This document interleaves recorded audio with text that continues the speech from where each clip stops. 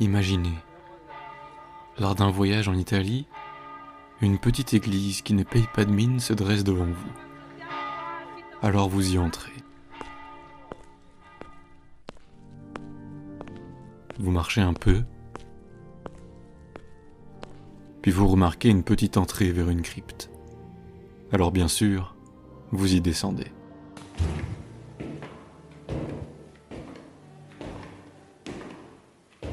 Dans cette crypte, aucune tombe. Tout ce qui vous entoure, ce sont des ossements humains, vieux de plus de 5 siècles. Pas un ou deux os, des milliers de crânes, de fémurs, de colonnes vertébrales, à perte de vue.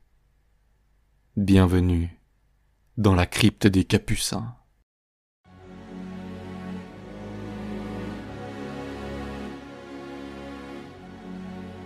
Et surtout bienvenue dans Chroniques d'une image, la série au ton plus léger que notre émission Chroniques étranges, qui vous raconte les secrets qui se cachent derrière les images les plus mystérieuses et captivantes, là où le passé et les légendes se rencontrent.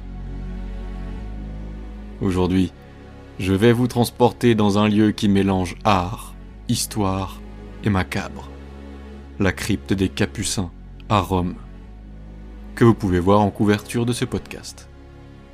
Effrayant, n'est-ce pas ? Imaginez des couloirs souterrains, ornés non pas de simples décorations, mais d'ossements humains. Des murs tapissés de crânes, des lustres faits de vertèbres et des autels composés de fémurs et de tibias. Elle repose sous l'église Santa Maria della Concessione, au cœur de la ville éternelle. Et ce n'est pas seulement une tombe collective. Chaque recoin de cet endroit raconte une histoire d'humilité, de mort et d'un étrange mélange de foi et de macabre. Alors prenez une grande inspiration, nous plongeons ensemble dans les profondeurs de la crypte des Capucins.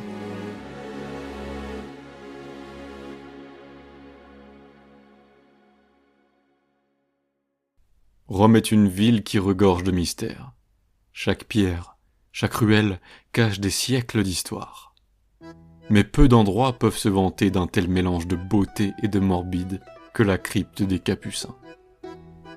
Pour bien comprendre ce lieu, il faut revenir au début du XVIIe siècle. L'église, à laquelle je n'écorcherai pas le nom une deuxième fois, a été construite en 1626, sous la supervision du cardinal Antonio Barberini, un membre influent de la famille Barberini, et un frère capucin. Cette église n'a rien de spectaculaire à première vue, contrairement à d'autres basiliques ornées de fresques ou de sculptures monumentales. Mais son secret repose sous vos pieds. Quand les frères capucins ont emménagé dans cette église, ils ont apporté avec eux les restes de leurs confrères décédés. Puis ils ont exhumé leurs corps de leurs anciennes tombes. Pourquoi ? Parce que selon leur foi, ils considéraient que ces ossements rappelaient la brièveté de la vie et l'égalité de tous face à la mort. Les Capucins prônent un mode de vie humble, inspiré de la pauvreté de saint François d'Assise, qui est un saint italien de la religion chrétienne. Et pour eux, la mort n'est pas une fin tragique, mais une étape vers l'éternité. Ces ossements allaient donc servir à enseigner une leçon profonde. Tu es poussière, et tu retourneras en poussière. Mais ce qui rend la crypte des Capucins unique, c'est l'usage artistique, ou devrais-je dire macabre, de ces ossements. Au fil des années, les moines ont disposé les os des défunts dans des motifs complexes. Il ne s'agit pas simplement d'un tas d'ossements désordonnés. Non, ici chaque crâne, chaque côte, chaque vertèbre a une place spécifique. Les moines ont créé 6 chapelles, ou pièces souterraines, chacune ayant son propre thème. Maintenant que nous sommes dans cette crypte, laissez-moi vous faire le tour du propriétaire. Allez, fermez les yeux, et laissez-moi vous guider à travers les profondeurs silencieuses de la crypte des Capucins. Imaginez-vous descendant lentement un escalier de pierre froide, chaque pas résonnant dans l'obscurité. L'air devient plus frais, chargé d'une odeur ancienne, de terre et de pierre.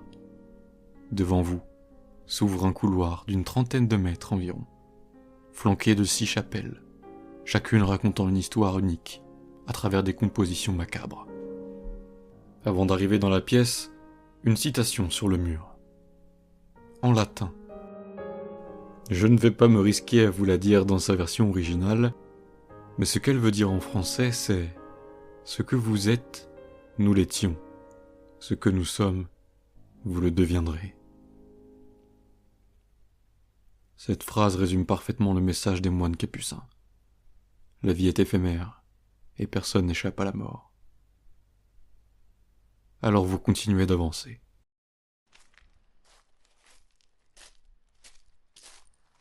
Nous entrons d'abord dans la crypte des 3 squelettes. Ici, les murs sont ornés de motifs floraux complexes, tous réalisés avec des ossements humains, bien sûr. Au centre, 3 squelettes de jeunes enfants attirent notre attention. L'un d'eux, probablement une princesse Barberini, tient une faux et une balance, symbolisant la mort et le jugement divin. Les pierres tombales autour de nous commémorent des frères capucins vénérés pour leur sainteté, ajoutant une profondeur spirituelle à cet espace.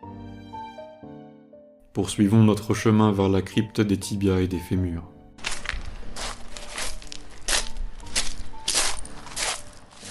Les murs latéraux présentent des niches abritant des statues de capucins, comme le vénéré frère Antoine de Compton et le père Raymond de Lot, connu pour sa traduction de la biographie de saint François en arabe. Des piles d'ossements et de crânes ornent les arcs et les chapiteaux, tandis que la voûte est richement décorée de motifs floraux et de croix formées de vertèbres. Un chandelier massif, composé d'os, pend du plafond, projetant des ombres dansantes sur les murs. Nous arrivons maintenant à la crypte des bassins. Les murs latéraux contiennent des capucins couchés sous des arcs-au-sol, des sortes de niches funéraires. Le mur du fond présente une composition élaborée d'os et de crânes, tandis que 3 capucins se tiennent dans des niches. Celui du centre étant placé sous un dais décoré d'os et de vertèbres, surmonté de crânes. La voûte au-dessus de nous est ornée de bandes croisées de bassins, de vertèbres et d'os longs, formant des étoiles à 8 branches. Au centre, une rosace composée d'omoplates et de vertèbres capte notre regard.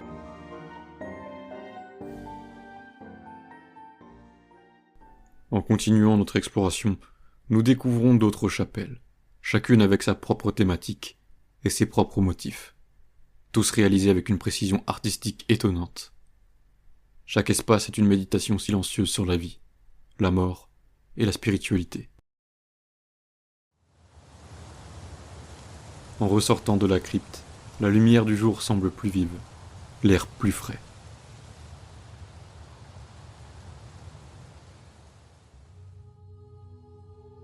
On estime qu'environ 3700 corps sont représentés dans la crypte. Les os appartenaient majoritairement aux frères capucins eux-mêmes, mais aussi à quelques nobles bienfaiteurs qui avaient contribué à l'ordre. Il faut comprendre que dans la tradition capucine, la modestie est un pilier fondamental. Contrairement aux riches familles romaines qui érigeaient de somptueux tombeaux pour leurs morts, les capucins souhaitaient rappeler que face à la mort, les distinctions sociales n'ont aucune importance. La crypte n'est donc pas un mausolée pour glorifier les défunts, mais plutôt un lieu d'enseignement spirituel. Mais pourquoi avoir utilisé les os pour créer une telle décoration? Était-ce un simple choix esthétique, ou cela cachait-il quelque chose de plus profond? À l'époque, l'art macabre était courant. Les danses macabres, les représentations de squelettes et les fresques évoquant la mort rappelaient aux vivants qu'ils devaient se préparer à l'au-delà. Mais la crypte des Capucins va encore plus loin. Chaque motif semble refléter une harmonie étrange entre la vie et la mort. Les lustres en os, par exemple, illuminent symboliquement le passage vers l'éternité. Les couronnes de crâne symbolisent peut-être la victoire de l'âme sur le corps. Et si cette crypte me fascine tant au point de vous en parler aujourd'hui, ce n'est pas seulement pour son côté morbide, mais parce qu'elle nous confronte à une vérité que nous préférons souvent ignorer, notre propre mortalité. Marcher dans la crypte des Capucins, c'est une expérience à la fois spirituelle et troublante. Les ombres des os sur les murs, le silence oppressant, et cette impression que chaque crâne vous observe. Tout cela crée une atmosphère unique. Mais pour beaucoup, cet endroit est aussi effrayant. Et on peut le comprendre. Certains visiteurs rapportent un sentiment de malaise, une sensation d'être surveillé. D'autres disent avoir ressenti une présence inexplicable dans la chapelle. Est-ce la puissance du lieu ou quelque chose de plus surnaturel ? Dans un lieu pareil, j'imagine qu'il n'est pas anormal de s'imaginer des choses. Des légendes racontent que certains moines capucins hantent encore la crypte, gardant un œil vigilant sur les ossements de leurs frères. Après tout, ces os ne sont pas de simples restes humains. Ils symbolisent une vie dédiée à la foi. Bon, laissez-moi désormais vous raconter les légendes qui entourent cet endroit. Depuis sa création au XVIIe siècle, la crypte des Capucins n'a cessé d'attirer curieux, croyants et sceptiques. Mais pourquoi ce lieu si sombre et austère fascine-t-il autant ? Peut-être parce qu'il repose à la frontière entre deux mondes, celui des vivants et celui des morts. Certaines histoires racontent que, de temps à autre, les ossements semblent se déplacer d'eux-mêmes. Des visiteurs affirment avoir vu des crânes changer d'orientation ou des os se réarranger, comme si les défunts tentaient de communiquer. Évidemment, ces récits sont souvent attribués à des hallucinations causées par l'atmosphère oppressante du lieu. Mais qui sait ? Un guide local a raconté une histoire particulièrement troublante. Une nuit, alors qu'il fermait la crypte, après le départ des derniers visiteurs, il a entendu ce qu'il décrit comme un murmure. Il n'y avait pourtant personne. Intrigué, ou plutôt terrifié, il s'est retourné pour vérifier. Selon lui, un mouvement imperceptible semblait provenir du lustre fait d'os. Il affirme avoir vu l'un des tibias bouger légèrement, comme s'il oscillait sous une force invisible. Bien sûr, cela peut être une exagération ou un effet de lumière, mais il a refusé de retourner seul dans la crypte pendant plusieurs semaines. Au-delà des légendes, la crypte des Capucins a toujours eu une fonction spirituelle. Pour les moines, ces décorations d'ossements étaient un outil de méditation. S'asseoir dans l'une des chapelles et contempler les murs recouverts de crânes, c'était un rappel constant de l'importance de mener une vie vertueuse. Après tout, lorsque nous sommes réduits à nos os, que reste-t-il de nos possessions matérielles, de nos statuts ou de nos ambitions ? Rien. Mais pour les visiteurs, l'effet est parfois bien différent. Certains repartent troublés, comme si le lieu les avait marqués d'une manière indélébile. Il y a quelques décennies, une rumeur courait à Rome. Quiconque volait un os de la crypte, même une toute petite phalange, était condamné à un malheur inévitable. On dit qu'un soldat américain, pendant la Seconde Guerre mondiale, aurait défié cette superstition en emportant un os en souvenir. Peu de temps après, il aurait été victime d'un accident mortel. Depuis, cette histoire est devenue un avertissement pour les visiteurs trop téméraires. Et même aujourd'hui, certains guides affirment que la crypte repousse ceux qui n'y sont pas les bienvenus. Un touriste aurait perdu connaissance sans raison apparente en entrant dans la crypte. Et une autre visiteuse aurait ressenti une étrange sensation de chaleur en s'approchant d'un autel fait de vertèbres. Ces incidents restent rares, mais ils contribuent à entretenir l'aura mystérieuse du lieu.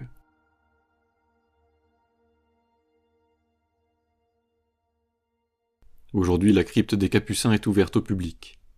Des milliers de visiteurs s'y rendent chaque année, attirés par son atmosphère unique. Mais ce lieu fait également l'objet de débats. Certains estiment qu'exposer des os humains de cette manière est un manque de respect envers les défunts. D'autres, en revanche, voient la crypte comme une œuvre d'art sacré, une méditation visuelle sur la fragilité de la vie. Les Capucins eux-mêmes restent discrets sur ces débats. Pour eux, la crypte n'est ni un musée, ni une attraction touristique. C'est un témoignage de leur foi et de leur philosophie. Une invitation à réfléchir, à ralentir, et à se souvenir que la mort fait partie de la vie. Et vous, qu'en pensez-vous? La crypte des Capucins est-elle une œuvre d'art spirituelle ou un spectacle macabre? Un rappel utile de notre propre mortalité ou une simple curiosité pour les amateurs de mystère? Quoi qu'il en soit, elle ne laisse personne indifférent. En sortant de cet endroit, beaucoup de visiteurs apportent un étrange mélange d'émotions. De la peur, bien sûr, mais aussi une certaine paix. Parce qu'au fond, cette crypte nous rappelle que, quels que soient nos efforts pour éviter d'y penser, la mort fait partie de la vie. Et ce sont nos actions, notre foi et nos choix qui définissent ce qui reste de nous. Ainsi s'achève notre voyage dans la crypte des Capucins. Merci d'avoir écouté cet épisode de Chronique d'une image. Et souvenez-vous, derrière chaque image, chaque lieu, chaque pierre, se cache une histoire qui attend d'être racontée.